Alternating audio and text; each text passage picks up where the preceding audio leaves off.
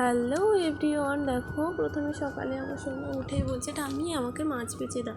তো আমার সোনা তো মাছ দেখতে খুবই ভালোবাসে আর ঘাঁটতেও ভালোবাসে। তো আগে আমার শাশুড়ি মা মাছটা ওকে বেছে দিচ্ছিল, মানে বাছা হচ্ছিল রান্নার জন্যই, কিন্তু আমার সোনা মাছ বাছা দেখতে খুবই ভালোবাসে। তো সেই জন্যই আমার শাশুড়ি মা দেখো প্রথমে শিঙি মাছের একটু মাথায় নুন দিয়ে দিয়েছে, কারণ মাছ তো কাঁটা মারে।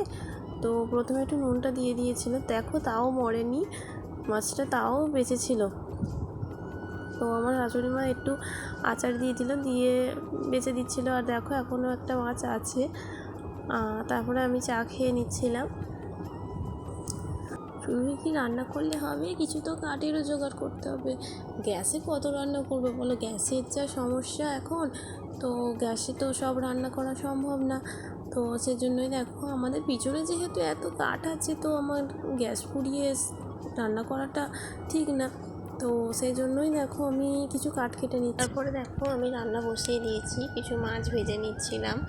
তো এখন অম্বুবাসীতে শুনেছি গেরি শামুক খাওয়া খুবই ভালো। তো শামুক খেলে নাকি বাতের ব্যথা চলে যায়। তো তোমরা কে কে খেয়েছো একটু কমেন্ট করে জানিও। তো আমরা তো খেয়েই নিলাম।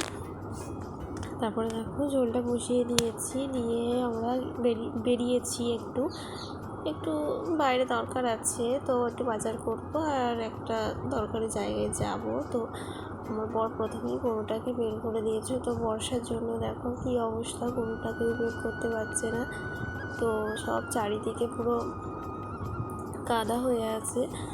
তো আমাদের তো সব মাটির উঠোন।